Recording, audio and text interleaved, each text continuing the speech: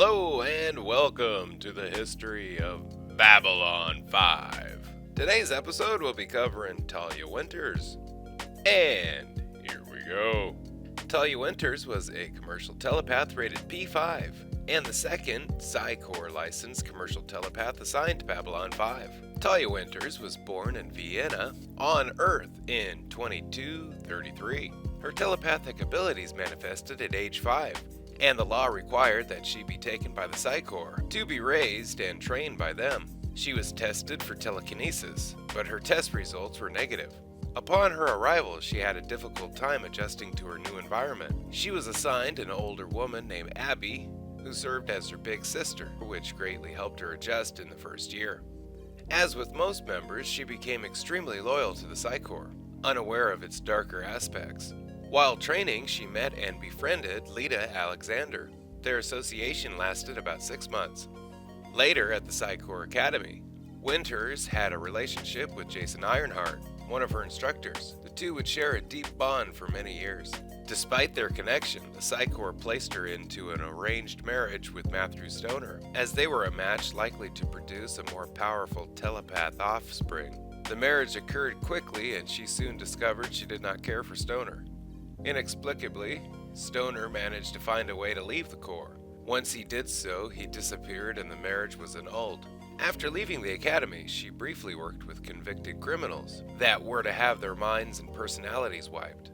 She left that work after she had to scan a serial killer, something which haunted her for quite some time. She also worked briefly on Mars, where her duties included, among other things, scanning several free Mars terrorists. She would later claim that all those she scanned were violent fanatics. In March 2253, while still on Mars, Winters became involved in an incident out on Syra Planum when she and others were used as test subjects in a series of experiments conducted by the Department Sigma following IPX's excavation of a shadow vessel beneath the permafrost. Though the encampment was all but destroyed, Winters survived and was later recovered by Sigma personnel before the scene was scrubbed of all evidence of their presence. After Syria Planum, Winters' memory was wiped, and she was transferred into the Sleeper program. After a series of deep scans and drug treatments, a new personality, one utterly loyal to the Corps, was created in her mind and submerged so deeply in her subconscious that not even a deep scan would detect it. There, the personality called Control was to remain silently watching, listening, spying, and waiting. New assignment. In February 2258, Winters was assigned to Babylon 5 to replace Lita Alexander as the station's resident commercial telepath, her predecessor having been recalled to Earth 6 weeks after she scanned the Vorlon ambassador, Kosh. For several weeks after arriving, Winters attempted to check in with Lieutenant Commander Ivanova, per Psy-Corps regulations requiring her to check in with the second-in-command. Being unsuccessful, she went to find Ivanova at CNC, where Ivanova quickly dismissed her. Winters asked Michael Garibaldi for advice in approaching Ivanova. Garibaldi suggested meeting Ivanova at the casino after her shift. Winters met Ivanova at the casino, where Ivanova apologized for her behavior and related the story of her mother's experiences as an unregistered telepath.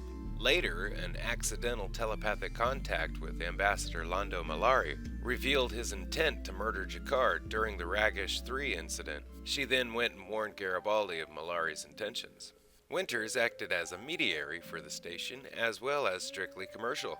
She was part of the negotiations between the Narn regime and the Centauri Republic as they finalized the Euphrates Treaty. And we'll be right back after this. A gift from Jason. Her former lover, Jason Ironheart, arrived on the station later in 2258, affected by experiments done on him by the Psy-Corps. He quickly became unstable and began to transform into a higher form of life.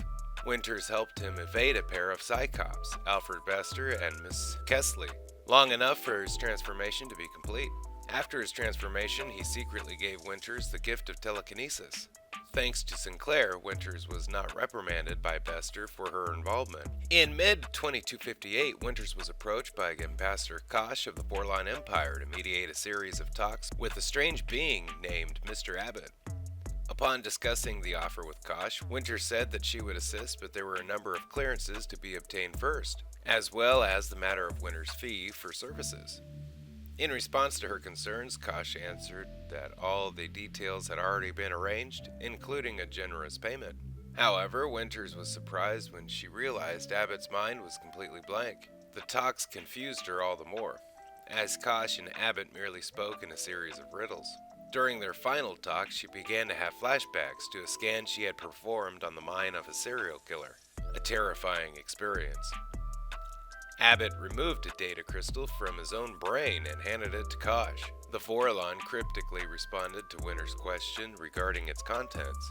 She sought out Garibaldi and Sinclair to ask them about it. Garibaldi explained that Abbott is a vicar, a cyborg capable of recording thoughts, and that Kosh had set her up to record the memories, but the reason for doing so was anyone's guess. Later in the year, Winters met Alyssa Belden, an orphan teenager living on her own on the station, when Alyssa's latent telepathy suddenly emerged. Winters correctly guessed that Alyssa was a P-10 and assumed it would be a simple matter for her to be sent back to Earth and the Psi Corps. Susan Ivanova made it clear that she had no intention of sending Alyssa to the Psi Corps, leading to more friction between the two. Alyssa eventually left the station to become an envoy for the Minbari Federation, with the hopes that she could help foster relations between the humans and Minbari. Winters, while not agreeing with the decision, found that she could respect it. Soon afterwards, Mars became the site of a series of deadly riots. Winters was approached by Garibaldi, who was looking for a favor. At first, she tried to rebuff him, annoyed at his almost uncanny ability to always be aboard the particular transport tube she needed to board, but he convinced her that his request to help was genuine. He explained that his ex-girlfriend, Liz Hampton, still lived on Mars. He had not spoken to her since he arrived on Babylon 5 and was worried about her safety. He surprised Winters when he explained he knew of the location of a secret Psi Corps facility on the planet. He asked her if she could find out via the facility whether Hampton was alive. Winters reluctantly agreed to help him. She privately contacted the location, but they refused to concede to her request for fear of exposing themselves. Winters was able to obtain independently a list of injured persons. Hampton was not named, and shared this information with Garibaldi. On New Year's Eve, 2258, Garibaldi was shot in the back. He remained in critical condition for over 3 weeks, but was eventually brought out of a coma. Hoping Winters could jog his memory, he asked her to scan him and tried to determine who shot him. She does so. Winters was able to focus on Garibaldi's memories and help him realize it was Jack, his own second-in-command, who shot him. And we'll be right back after this. A mission from 13. Soon afterwards, an old friend of Winters, Taro, comes aboard to conduct negotiations with Amanda Carter, a member of the Mars Provisional Government. Taro, CEO of Future Corp, has a plan to help Mars become both self-sustaining and politically independent of Earth. He hires Winters to moderate the negotiations. They start out well, despite doubts Winters herself voices to Taro during a break. Unfortunately, Taro was brutally murdered by an assassin during the recess. Winters scanned the assassin, but detected no emotion or feeling at all. Only a single memory, which she had a hard time sorting out at first. She was placed under protective security. The assassin attacked her the following day, but after killing her guard, he stopped short when she scanned him and he wandered off. Again, she saw only the one memory, but this time she sensed that what she saw was the assassin's death. Her influence made the assassin's submerged personality begin to resist his cyborg programming. She managed to pull some hair off him during the incident, enough for security to confirm the assassin's identity as Abel Horn, as Earth Force confirmed had been dead for almost a year. Horn was able to lure Winters to him by having Amanda Carter invite Winters over. Once there, Abel begged Winters to explain what had happened to him. She scanned him again seeing his death, but also saw a different memory. Abel was rebuilt as a type of cyber zombie, and a Psycop was involved in the process. Security stormed the room, rescuing Winters and Carter, but Horn explodes, destroying all evidence. Winters chose not to tell Captain Sheridan or Garibaldi about seeing the Psycop. Soon afterwards, Winters receives an unexpected and unwelcome surprise when her ex-husband Matthew Stoner arrives on the station. Stoner met with Winters, offering her a way to leave the Psi Corps. He explained that there had been a way discovered to remove a person's telepathy permanently. Winters decided to accept and leave with him. She explained the situation to Garibaldi after he tried to warn Stoner away from her, explaining that she was tired of being a telepath and part of the Corps. Michael appealed to her to help him reveal a secret about Stoner. They trick him into revealing that he is in fact an empath, someone capable of influencing others to do what he wants. The Psi Corps stepped in and assumed jurisdiction once the station tried to file charges against him. Captain Sheridan speculated that Stoner was sent to bring her back in the hopes that she would conceive another empath the Corps could use. Stoner made one last appeal for her to come back with him, but she turned him down flat. In March 2259, Psi-Cop Bester returned to Babylon 5. He had become aware of an underground railroad operating through the station and came to shut it down. While meeting with Winters in the Zocalo, several rogue telepaths attack them, trying to kill Bester. Winters flees, but is seized by some of the rogues. They take her to down below, to the hiding place of the rogues moving through the station. At first, she tries to talk them all into rejoining the Corps, but they deny this as an option. One by one, they explain the horrors inflicted on them by the Corps. One of them, a leader of sorts, explained he had endured the same experimentation that Jason Ironheart went through. Though while his abilities were increased to a P12 or above, they were still far below Ironheart's. Winters was swayed and agreed to help them. She meets the unofficial conductor of the railroad, none other than Dr. Stephen Franklin, and the two of them approach Captain Sheridan and explain what has happened. Sheridan agrees to turn a blind eye, allowing the rogues to escape, providing that the railroad is shut down on the station. They agreed, but still had to deal with Bester. He found Winters and the rogues in down below, and collectively the rogue telepaths were able to create a false memory in Bester. He saw Winters betray the rogues, and the two of them shot them all.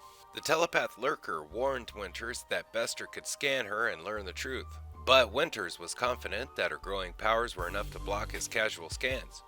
It worked, and Bester left the station without suspecting her. And we'll be right back after this. Control. In late 2259, Lita Alexander learned of the Psi Corps' sleeper program while hiding out with members of the Martian resistance. She found out that one of these sleepers had been on Babylon 5, though she was unsure of who it may have been. She discovered the password required to unlock this hidden personality and traveled to Babylon 5. Winters learned of her arrival on the station and, under the influence of the underlying personality, tried to kill her, but instead killed one of her guards and severely wounded another. By chance, Winters came to Sheridan's office, where Alexander was trying her password on all the command staff. Unable to discover who the agent may have been, Winters walked into the room and Alexander probed her mind, unlocking the hidden personality. With the hidden personality completely unlocked from the subconscious, Talia Winters was effectively dead. Control was then removed from Babylon 5 by station security, kept under house arrest, and then finally shipped back to Earth.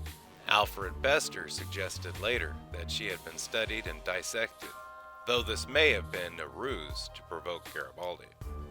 Background information. The recording of Winter's mind, or at least her greatest fears, made in the first season episode Deathwalker, was briefly referenced in her final episode. It was intended to be a plot hook to enable the character of Talia Winters to return. However, for on- and off-screen reasons, this never occurred. The episode Quality of Mercy and Passing Through Gethsemane features the notion of destroying a personality entirely, leaving the body intact. This is used in Earth Alliance as a replacement for the death penalty for capital crimes. In this case, the memories are also wiped and the process is carried out by a machine. The concept is also seen in Zahadum, where it is revealed that Anna Sheridan's personality had been destroyed and remade by the time she spent as the core of a shadow vessel, and in The Face of the Enemy, which explicitly references the sleeper program. In the lattermost case, the Psi Corps specifically modified the programming on Michael Garibaldi to avoid destroying the original personality. Andrea Thompson, who portrayed Winters, was married to Jerry Doyle. who portrayed Garibaldi from 1995 to 1997. They had one child. Hey, thank you for watching the history of Babylon 5. Special thanks to the Babylon Project and all contributors for all information you heard today. Don't forget to like, share, and subscribe if you can. If you have, thank you. And have a nice day. Bye-bye.